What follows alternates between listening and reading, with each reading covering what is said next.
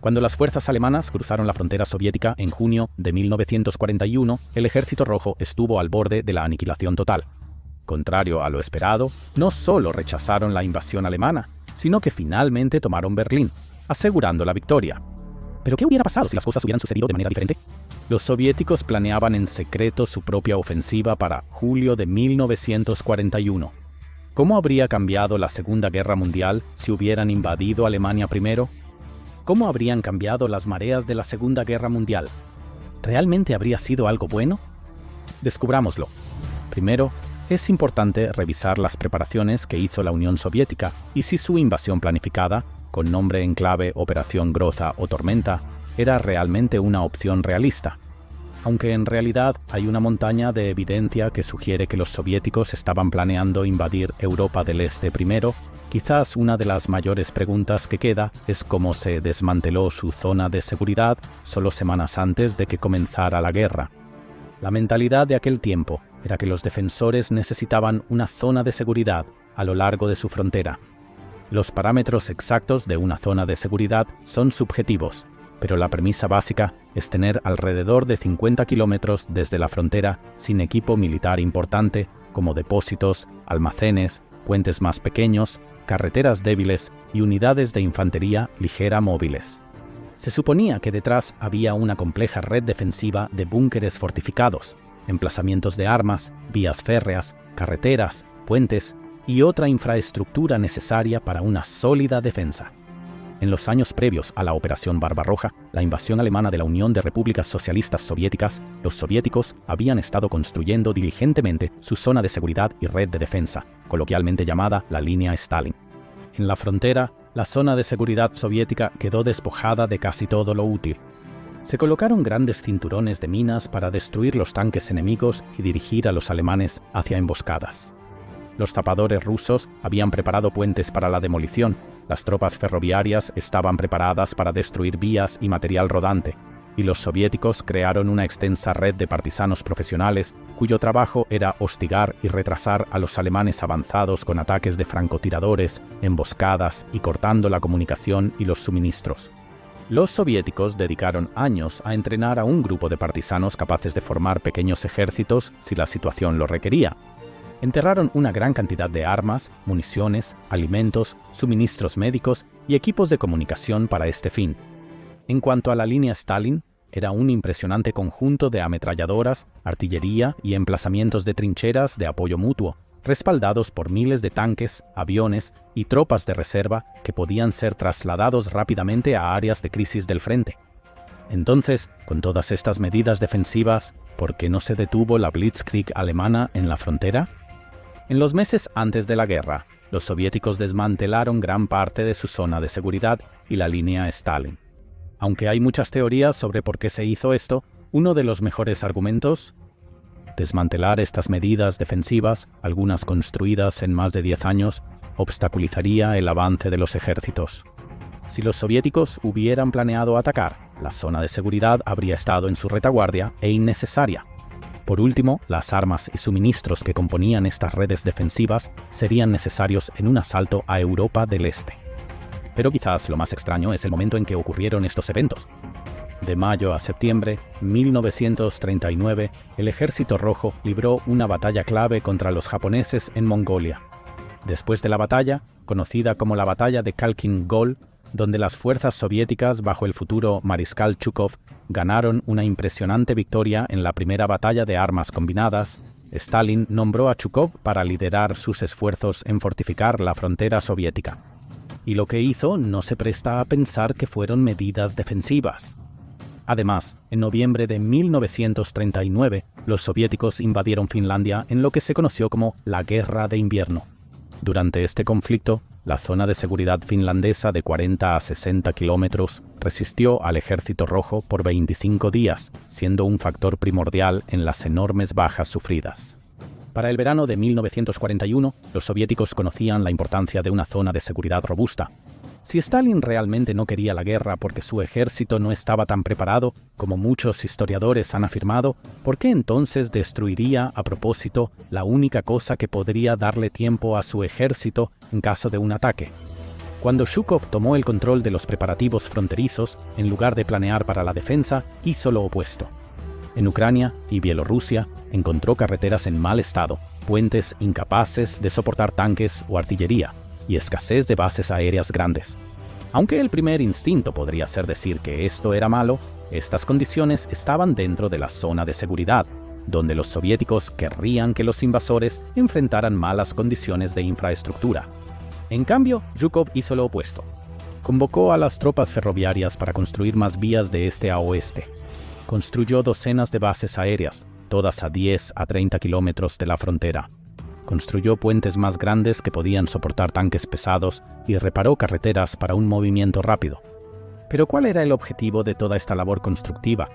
Según el destacado historiador y exoficial de inteligencia soviético, Viktor Suvorov, estas preparaciones se debieron a las lecciones aprendidas por Zhukov durante la batalla de Khalkhin Gol. Durante esta batalla, las distancias, suministros y materiales a recorrer eran inmensas, con algunos equipos llegando desde más de 8.000 kilómetros. Debido a las malas carreteras y la falta de infraestructura en los últimos cientos de kilómetros de la cadena de suministro, las fuerzas soviéticas dependían principalmente de camiones y carros tirados por caballos para transportar suministros, equipos y tropas al frente.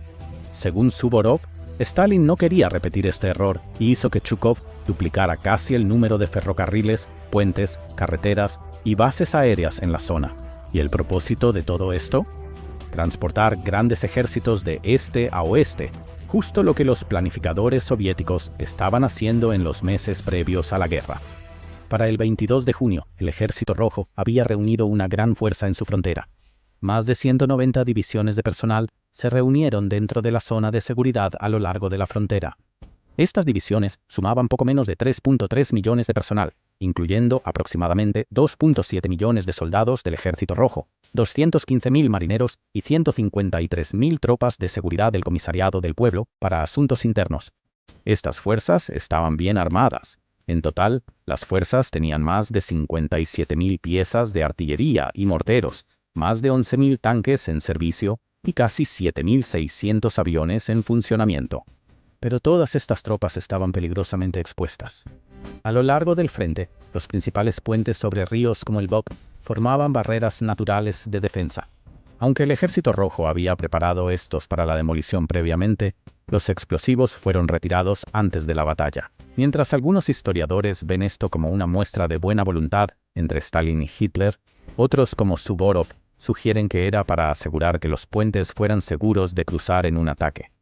Esto, respaldado por el gran número de puentes de pontones, durmientes de ferrocarril y material rodante preposicionado cerca de los principales puentes del lado soviético, era indicativo de un inminente ataque soviético. Aunque los generales soviéticos mencionaron después de la guerra que la invasión planeada de Alemania estaba programada para el 6 de julio de 1941, ¿qué habría pasado si la Unión de Repúblicas Socialistas Soviéticas hubiera atacado antes que Alemania, el 22 de junio? Con casi 2.800 kilómetros de largo, el territorio que los alemanes debían defender y desde el cual los soviéticos podían atacar era enorme. Dadas las enormes distancias, alemanes y soviéticos sabían que a pesar del inmenso tamaño de sus ejércitos, no podían arriesgarlo todo en una sola batalla. En cambio, tenían que decidir dónde atacar, y la geografía era un factor importante en esto. Conocido como el Polsai, el pantano que se extiende desde Polonia y Bielorrusia hasta el norte de Ucrania es una barrera natural para la defensa. Este terreno hace que sea increíblemente difícil llevar a cabo el tipo de guerra de maniobras de alta velocidad necesaria en el conflicto moderno. Sabiendo esto, los soviéticos necesitaban probar si podían elegir su principal empuje en el norte hacia Berlín o en el sur hacia Rumania. Para determinar esto, los soviéticos realizaron 2 juegos de guerra de alto nivel en Moscú entre el 31 de diciembre de 1940 y el 11 de enero de 1941. Algunos de los mejores del Ejército Rojo de la época asistieron a estos juegos. Más de 50 generales, almirantes y oficiales de Estado Mayor asistieron a los juegos, tan secretos que las autoridades soviéticas transportaron a cada oficial en su propio avión o coche desde sus estaciones de servicio. Durante su ausencia, los funcionarios soviéticos siguieron emitiendo comunicados de prensa sobre las actividades diarias de estos oficiales para ocultar públicamente su desaparición. Una vez en su hotel, permanecieron bajo guardia armada y fueron transportados en autobús por la mañana y de regreso por la tarde al finalizar los eventos diarios. Se necesitaba total secreto para un evento que decidiría cómo procedería Stalin en caso de guerra. En el primer juego, los soviéticos tenían estos parámetros. Alemania invadió primero el 15 de julio de 1941, llegaron a 70 kilómetros dentro de la Unión de Repúblicas Socialistas Soviéticas antes de ser rechazados, y los soviéticos lanzaron un contraataque el 1 de agosto de 1941. Aunque no se acuerda ni importa cómo los soviéticos empujaron a los alemanes de vuelta a la frontera, lo que importaba era el contraataque. Durante el juego, el agrupamiento de fuerzas del Este llevó a una victoria decisiva sobre los alemanes, aunque después de muy fuertes bajas en el norte. Los rusos atacaron primero durante la Segunda Guerra Mundial. Esta vez, el general Zhukov lideró las fuerzas soviéticas y decidió hacer el esfuerzo principal en el sur hacia Rumania. Durante este juego de guerra, el Ejército Rojo fácilmente apartó las formaciones alemanas y rumanas dispersas debido a la falta de obstáculos naturales y el equipo superior en comparación con lo que existía en Rumania en ese momento.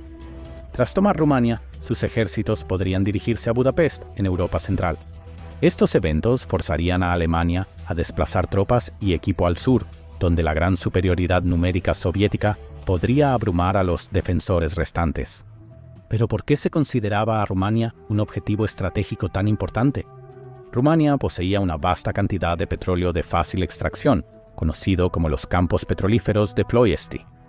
Durante la guerra, los campos petroleros de Ploiesti suministraron en promedio un tercio del petróleo requerido por el eje hasta que Rumania se retiró de este bando en 1944. Tomar el control de Rumania sería un fracaso estratégico para Hitler que tendría impactos muy reales en el campo de batalla para el ejército alemán. Debido a esto, los juegos concluyeron que hacer un enfoque desde el sur para tomar Rumania sería la mejor jugada. Si Rumania caía, los soviéticos podrían dirigirse al norte para derrotar a las tropas alemanas en Polonia y Prusia Oriental. Luego podrían avanzar hacia la misma Berlín. Entonces, ¿cuándo habría ocurrido una invasión y cómo habría sido? Es hora del momento cero, sobre cuándo se alega que el ejército soviético se preparaba para pasar a la ofensiva. Se menciona mucho la fecha del domingo 6 de julio. Esto se basa en hechos y en el testimonio de varios generales soviéticos. Para el 10 de julio, se habría completado la reubicación de más de 200.000 soldados soviéticos de 5 distritos militares interiores.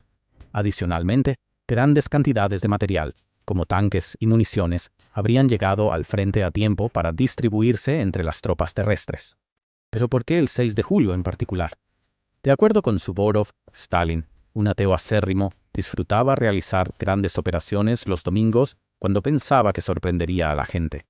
Esa es una evaluación justa, combinada con el cálculo de que las fuerzas soviéticas habrían estado listas para el 10 de julio, solo 5 días antes de la esperada invasión alemana del 15 de julio en los Juegos de Guerra, sugiere que los soviéticos planeaban atacar para entonces.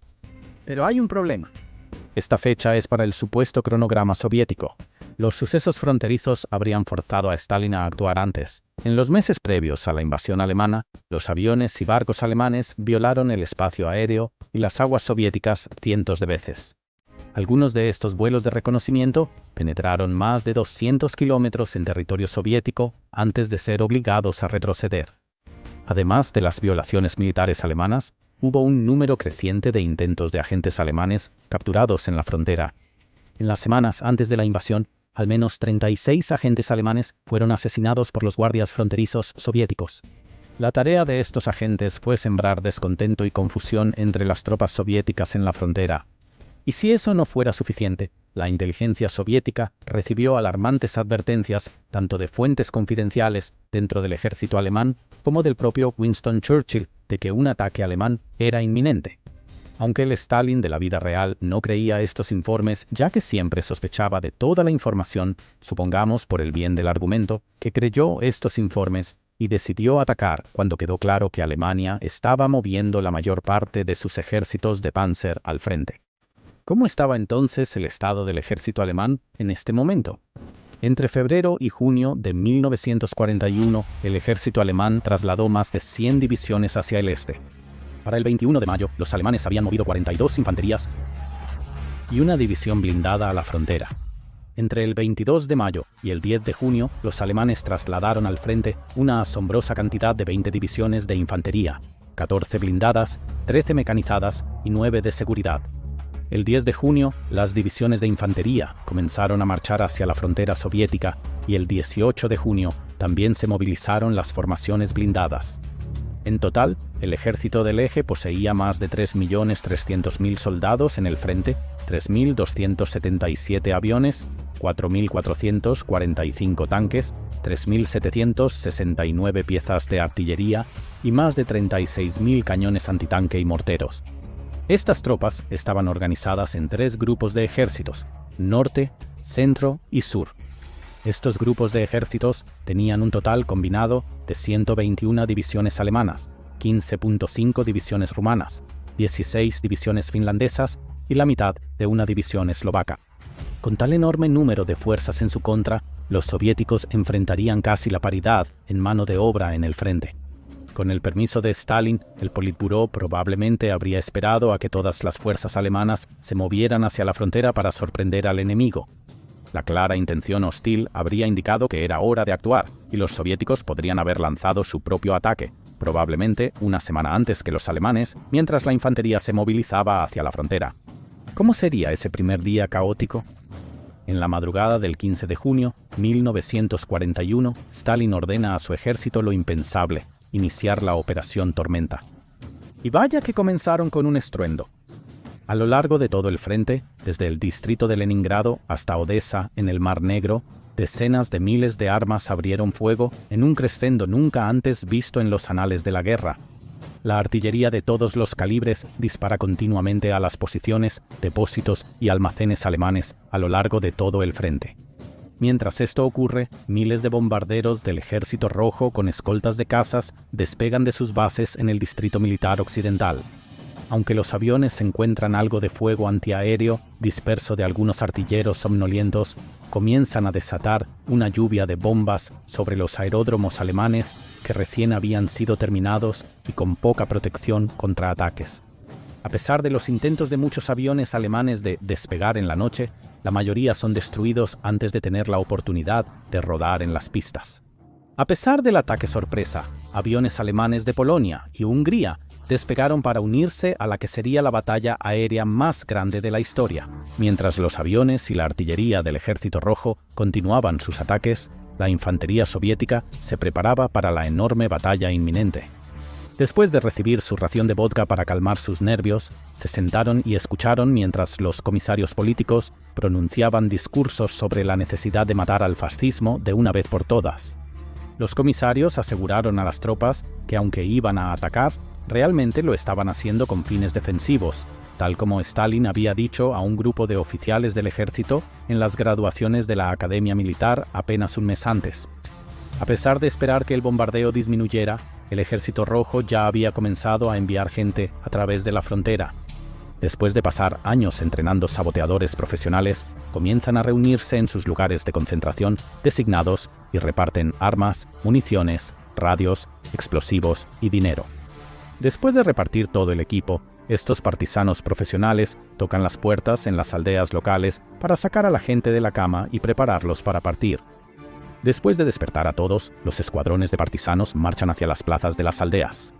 Desde aquí, viajan en camiones a la frontera, donde formarán pelotones y compañías de saboteadores, cada uno con su propio objetivo. Un pelotón debe volar un depósito, otro un cuartel y un tercero una torre de radio. En todo el frente oriental, miles de escuadrones de partisanos comienzan a cruzar la frontera para atacar objetivos preestablecidos. Pero no son las únicas tropas movilizándose. Al prepararse para la guerra, los comandantes soviéticos se comprometieron enormemente a entrenar a numerosos paracaidistas e infantería de planeadores. Para crear un ejército de paracaidistas de 1 millón de hombres, los soviéticos construyeron torres de salto en toda la Unión Soviética. Para calificar para saltar de la torre y luego de un avión, los jóvenes necesitaban demostrar su capacidad física, pasar pruebas de tiro y tener altas calificaciones escolares. Solo entonces podían saltar de los aviones militares soviéticos. Los esfuerzos de reclutamiento tuvieron éxito. Para la primavera de 1941, el Ejército Rojo había entrenado suficientes hombres para establecer 5 cuerpos aerotransportados, equivalentes a 10 divisiones de infantería aerotransportada. Esto era más del doble de lo que tenían los alemanes en ese momento, considerando que la Luftwaffe solo tenía 5 divisiones, pero estas habían sido diezmadas en Creta el mes anterior y aún no se habían reconstituido. Aparte de los 5 cuerpos aerotransportados, el Ejército Rojo tenía cientos de planeadores y más de 30.000 pilotos de planeadores en entrenamiento en 1940. El Ejército Rojo imaginó ejércitos masivos de infantería de planeadores, por lo que ordenaron 7.500 más el 16 de junio. Estos 5 cuerpos aerotransportados se alistan para abordar sus aviones en las bases. Mientras las tropas se alistan para la batalla, revisan su equipo y se preparan para ejecutar el asalto aéreo más grande en la historia bélica. Con 3 cuerpos aerotransportados en el norte, uno frente a Rumania y otro en Crimea, el Ejército Rojo lanzará pronto miles de paracaidistas. Pero esa no es la única unidad que sale esta mañana. Numerosos submarinos soviéticos de los mares Báltico y Negro reciben órdenes de zarpar. Las órdenes señalan que deben realizar una guerra submarina sin limitaciones. Estos submarinos, de los cuales Stalin ha construido docenas en la última década, deben llevar a cabo 2 misiones. Primero, debían hundir cualquier buque militar o mercante que pudiera ayudar al esfuerzo bélico alemán. En segundo lugar, deben impedir todo intento alemán de desembarco anfibio en el Báltico para mantener seguras las retaguardias soviéticas. Mientras los submarinos se dirigen a Alemania, más personas se movilizan en toda la Unión Soviética. Stavka anticipa grandes bajas, por lo que está movilizando completamente el segundo echelón estratégico. El segundo echelón estratégico consiste principalmente en reservistas y reclutas que han sido movilizados para llenar los vacíos del primer echelón estratégico mientras cruzan la frontera.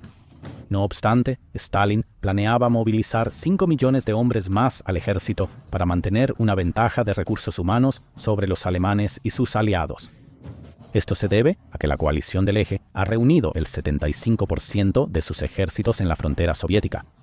Aunque Stalin todavía tenía varios millones de hombres en sus otras fronteras, necesitaba millones más para reemplazar las bajas y mantener el impulso del primer escalón estratégico. Así, los hombres soviéticos de toda la Unión de Repúblicas Socialistas Soviéticas son sacados de la cama esta mañana. Aquellos a quienes los miembros del Partido Comunista local no despiertan encuentran tropas armadas del Comisariado del Pueblo para asuntos internos en sus lugares de trabajo. A los hombres soviéticos no se les da tiempo para despedirse de sus familias o arreglar sus asuntos. Se les indica que firmen sus listas de reclutamiento y son conducidos a las estaciones de tren locales en su ropa civil para ser enviados a los depósitos de reclutamiento del ejército para su equipamiento. Mientras esto ocurre en el país, el prolongado bombardeo de artillería se detiene. Con un silencio inquietante, el Ejército Rojo pasa al ataque en todo el frente. Con un fuerte hurrá, un grito de guerra y silbatos de oficiales, millones de hombres se levantan al unísono y cruzan la frontera. Así es como se vería en cada frente. Cuando el 9º Ejército Soviético cruza la frontera rumana, lleva la ventaja. En la víspera de la batalla, los alemanes y rumanos reunieron 1.500.000 hombres, 16.800 cañones y morteros, 1.144 tanques y 1.829 aviones. Esta fuerza se enfrenta al 9º Ejército de Choque y al 18º Ejército de Montaña, que contenían en total 1.400.000 hombres, 26.580 cañones, 8.069 tanques y 4.696 aviones. La disparidad en tanques y la calidad de las tropas aquí serán cruciales en la próxima batalla. Con una ventaja decisiva. En tanques, los soviéticos están más mecanizados que sus enemigos alemanes y rumanos. Aunque la mayoría de las fuerzas de tanques soviéticos son de la clase BT de tanques, estos siguen siendo igual de poderosos y en algunos aspectos mejores que sus contrapartes alemanas Panzer I y II, con motores más pequeños y armamentos menos potentes. No obstante, con los alemanes desplegando cientos de los elogiados Panzer III y IV, pueden enfrentar de frente a los tanques BT sin problemas. Las batallas resultantes son una masacre para los tanques BT que se encuentran en el extremo equivocado de un Panzer IV. Pero los soviéticos tenían algo inesperado para los alemanes. Recién salidos de la fábrica y fabricados bajo el más estricto secreto, los soviéticos desataron cientos de tanques medianos T-34 y tanques pesados KV-1 y KV-2.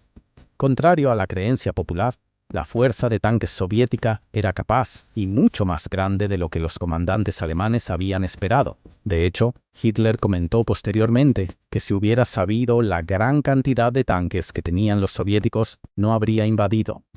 Cuando estos pesados tanques retumban en combate, los tanquistas alemanes se asombran. Nunca esperaron ver un tanque tan masivo, y tenían razón.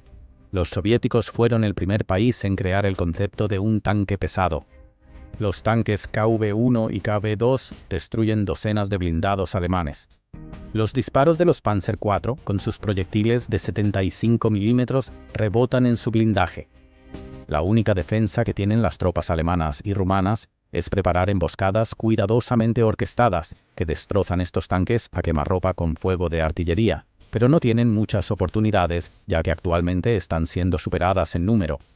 En el norte, los Cárpatos atraviesan Rumania, Eslovaquia, el sur de Polonia y Europa Central.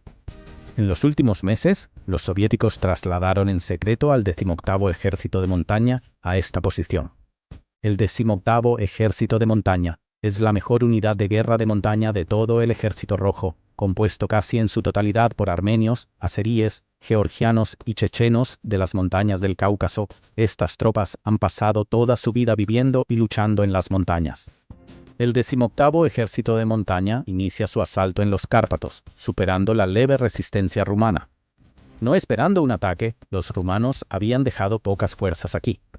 Con su flanco izquierdo expuesto, el grupo de Ejército Sur debe decidir si retroceder o quedarse y arriesgarse a ser rodeado.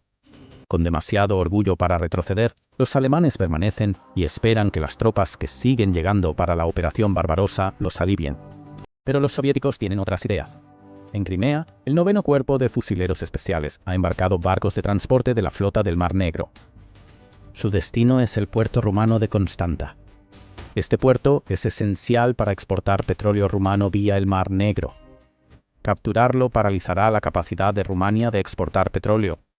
Mientras la flota del Mar Negro se dirige hacia la costa rumana, los 62 barcos de la flotilla naval del Danubio están causando estragos entre las posiciones alemanas y rumanas y amenazan con cortar la línea de retirada para aquellas unidades cerca de la frontera. Navegando bajo una granizada de artillería costera y fuego terrestre, los barcos de la flotilla del Danubio diezman las posiciones enemigas y desembarcan compañías de marines soviéticos en puertos a lo largo del Danubio. La captura de estos puertos detrás de las líneas enemigas confunde aún más al enemigo sobre dónde ir o qué hacer. Solo está empeorando. El tercer cuerpo aerotransportado soviético inicia su despliegue en Rumania. Su objetivo es tomar puentes y ciudades a lo largo del Danubio para evitar que aquellas unidades que aún no han terminado de desembarcar lleguen al frente. Mientras se desarrollan estas batallas cruciales, otra batalla más grande está ocurriendo en el aire. Mientras las tropas alemanas y rumanas luchan por sus vidas para evitar ser cercadas, miles de aviones soviéticos cubren el cielo y bloquean el sol. Los bombarderos del 4º Cuerpo de Bombarderos de largo alcance vuelan sin prestar atención a las tropas y objetivos próximos a la frontera. ¿A dónde van? Los alemanes pronto lo descubren. Al igual que en los Juegos de Guerra de enero, los bombarderos van directo a los campos de petróleo de Ploiesti y sus refinerías. Pero esto aún no es un paseo por el parque. Los campos de petróleo en Ploiesti tienen una de las defensas aéreas más densas de toda Europa, con más de 52 baterías antiaéreas, 15 estaciones de radar y más de 10 escuadrones de aviones protegiéndolos. Los campos de petróleo son en realidad la cuarta área más fuertemente defendida en Europa fuera de Berlín, Viena y el Valle del Ruhr.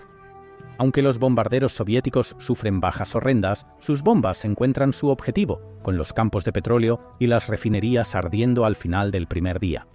La producción de combustible alemana se reduce en un tercio. Y para empeorar la situación, los aviones de la 63ª Brigada Aérea de la Marina Soviética, con base en Crimea, continúan los ataques terrestres que destruyen todos los oleoductos que van desde Ploiesti hasta Constanta, paralizando la producción de petróleo rumana incluso si las fuerzas soviéticas se retiran. Al final del primer día, las fuerzas soviéticas habían avanzado decenas de kilómetros en Rumania, cortado las rutas de escape del eje a través de los Cárpatos, tomado el control del Danubio, destrozado los campos de petróleo de Ploiești y estaban bloqueando los refuerzos para llegar a las tropas del eje atrapadas cerca de la frontera. Pero ¿cómo van las cosas más al norte? En los países bálticos, el grupo de ejércitos norte alemán está compuesto por más de 787.000 soldados, 8.348 cañones y morteros, 830 aviones y 679 tanques. En el grupo de ejércitos centro, los alemanes y sus aliados han acumulado 1.450.000 hombres, 15.161 cañones y morteros, 2.156 tanques y 1.712 aviones. Del lado soviético, Stalin reunió cerca de 1.200.000 soldados, 5.300 tanques, 24.000 cañones y morteros y casi 4.000 aviones. Y si uno sigue la matemática aquí, los soviéticos están realmente superados en número casi 2-1 en términos de mano de obra, ya que han trasladado la mayoría de sus fuerzas al sur para un golpe decisivo contra Rumania. Pero con la sorpresa de su lado, los soviéticos decidieron continuar su ataque. Según los planes soviéticos previos a la guerra, cada ejército reunido habría tenido tareas asignadas. A las armadas soviéticas, 8ª y 11ª en el frente noroeste, con unas 23 divisiones, se les asignó principalmente un papel defensivo. Su principal tarea era asegurar las costas de Estonia, Letonia y Lituania, repeler cualquier intento de invasión por mar y asegurar las fronteras para repeler los inevitables contraataques alemanes. Sin embargo, se les asignaron operaciones ofensivas limitadas para tomar la parte noreste de Polonia, incluyendo los pueblos de Suwałki, Sejna y Racki. El propósito de esto era acortar la línea del frente para asegurar el flanco derecho del frente occidental. Una vez logrado esto, el frente noroeste comenzaría un avance gradual hacia la ciudad alemana de Insterberg en concierto con el frente occidental. Respecto al frente occidental, formado por las 3ª, 4ª, 10ª y 13ª armadas, con unas 42 divisiones, su objetivo principal era menos evidente que el del frente noroeste. Mientras el frente dejaba tropas para asegurar la frontera alrededor de Minsk, las 13ª, 3ª, 10ª y 4ª armadas probablemente comenzarían un avance general hacia Prusia Oriental. Sin embargo, debido a la fortaleza de las defensas alemanas en el área, no se esperaba que tomaran territorio importante. En cambio, su objetivo principal era contener a los alemanes para el esfuerzo principal más al sur. El frente sudoeste soviético era el más grande de los tres frentes, compuesto por las 5ª, 6ª, 26ª, 12ª, 18ª y 9ª armadas, sumando unas 96 divisiones. Como se mencionó anteriormente, las armadas 18ª y 9ª estaban actualmente invadiendo Rumania. Esto se debe a que los Montes Cárpatos forman una división natural en este frente, por lo que aunque las armadas 18ª y 9ª están bajo el control nominal del frente suroeste, sus ofensivas no se apoyan mutuamente como en el norte. El propósito principal de las armadas soviéticas restantes que no participaban en Rumania era derrotar al agrupamiento de fuerzas alemanas de Lublin-Sandomierz y avanzar hacia el río Vístula. Una vez logrado esto, las armadas debían girar al norte, hacia Kielce, Piotrków y Cracovia, tomar el área de Kielce y Piotrków y detenerse en las orillas del Oder. Después de alcanzar este objetivo, el frente suroeste, con sus flancos asegurados por el 12º Ejército de Montaña y los Cárpatos polacos, se uniría con los frentes noroeste y oeste para un asalto total a Prusia Oriental. Aunque en papel esto parecía bueno, el plan asumía algo crítico, que las tropas soviéticas podrían avanzar rápidamente hacia Lublin. En el sur de Polonia, los alemanes habían reunido algunas de sus mayores concentraciones de hombres y material como parte del grupo de ejércitos centro, que superaba en número al frente suroeste casi 2-1. Una ruptura relámpago aquí solo sería posible bajo ciertas condiciones. Primero, los soviéticos probablemente destruyeron la mayoría de la Luftwaffe en tierra. En segundo lugar, con la mayoría de las armaduras alemanas aún almacenadas cerca de las principales estaciones de tren, las tropas soviéticas tendrían que avanzar velozmente en las primeras 72 horas para capturar una gran cantidad de blindados alemanes. De lo contrario, las fuerzas podrían escapar del cerco y detener los ataques soviéticos hasta que llegaran más refuerzos. Suponiendo que las fuerzas soviéticas infligieron pérdidas similares en el ejército alemán, esto podría haber sido posible. Durante la primera semana de la Operación Barbarroja, los alemanes destruyeron 4.990 aviones soviéticos con una pérdida de solo 179 aviones alemanes. Si los soviéticos lograron una victoria similar durante su invasión, esta cifra representaría la destrucción de todos los aviones alemanes ensamblados para Barbarroja y más. De hecho, con 4.878 aviones en toda la Luftwaffe en ese momento, toda la Luftwaffe alemana habría dejado de existir en una semana de combate. Pero estas cifras empeoran. Durante los primeros días de la invasión alemana, el frente occidental y suroccidental soviético perdió más de 3.300 tanques, 1.800 piezas de artillería y 324.000 hombres capturados. Si estos frentes infligieron pérdidas similares a los alemanes, toda la armadura reunida por ambos grupos de ejércitos del norte y centro habría sido destruida. Durante el trimestre de junio a septiembre 1941, el Ejército Rojo sufrió más de 2.8 millones de bajas, incluyendo casi 400.000 muertos, 665.000 heridos y 1.7 millones capturados. Si los alemanes hubieran sufrido pérdidas similares, habrían perdido cerca del 75% de la fuerza de invasión reunida para Barbarroja en 3 meses, dejando solo 1 millón de hombres para defenderse del ataque soviético. Si Hitler hubiese sufrido pérdidas tan catastróficas, ¿qué habría sucedido? Si los soviéticos hubieran atacado primero y logrado éxitos similares a los alemanes, las consecuencias habrían sido impactantes. Sin la Luftwaffe, casi sin blindaje, y con poco más de la mitad de todo el ejército alemán muerto, herido o capturado en 3 meses, Hitler estaría luchando para estabilizar el frente. Al comienzo, ordenaría a los territorios ocupados por Alemania enviar todas las tropas disponibles al frente oriental, dejando a las fuerzas auxiliares locales mantener el orden en los asuntos alemanes. Hitler también exigiría que Italia enviara la mayoría de su ejército de 1.63 millones de hombres hacia el este. Sin embargo, hacerlo significaría básicamente abandonar el norte de África, perder Grecia, Albania y Yugoslavia para ser gobernados por tropas locales y dejar a Sicilia vulnerable a ataques. Mussolini protestaría, pero Hitler, como socio mayoritario, lo forzaría a hacerlo. Con millones de tropas del eje siendo desviadas de otras partes de Europa para frenar el avance soviético, los aliados occidentales podrían haber lanzado sus propias ofensivas en la fortaleza Europa mucho antes. La Operación Husky, la invasión de Sicilia, pudo haber ocurrido en 1941 y el día D podría haber ocurrido en 1942. En cuanto al estado del frente oriental, Hitler ciertamente habría podido frenar el avance soviético, al menos lanzando millones de tropas alemanas, italianas, húngaras, rumanas y finlandesas restantes al problema. Sin embargo, sin fuerza aérea y con armadura limitada, ¿los alemanes se encontrarían donde estaban en 1944 y 5? Los alemanes estarían en desventaja, pero aún podrían ofrecer una buena pelea por un tiempo, no muy largo. Con la pérdida de Rumania en 1941 versus 1944, la economía alemana no estaba lista para perder el 30% de su petróleo. A medida que tanto la industria alemana como el ejército se detendrían, la Wehrmacht abandonaría sus tácticas de Blitzkrieg en favor de la guerra estática. Pero todo esto se basaba en mantener a sus aliados durante tanto tiempo como lo hicieron.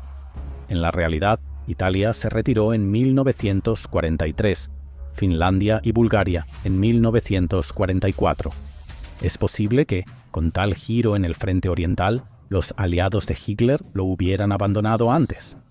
De haber sido el caso, las fuerzas soviéticas podrían haber estado allí en la primavera de 1942 en lugar de asaltar el Reichstag en abril de 1945, ya que les tomó 3 años hacer retroceder a Alemania hasta la frontera soviética de 1941. Si la guerra hubiera terminado en 1942, se habrían salvado decenas de millones de vidas. Los campos de la muerte aún no se habían establecido. La batalla de Stalingrado no habría ocurrido y muchos otros eventos trágicos se habrían evitado. Pero, por desgracia, los alemanes atacaron primero, por lo que nunca se conocerá lo que la Operación Groza y todo lo que podría haber hecho por el mundo. ¿Qué hubiera pasado si Hitler no invadía Rusia? o mira este otro video como alternativa.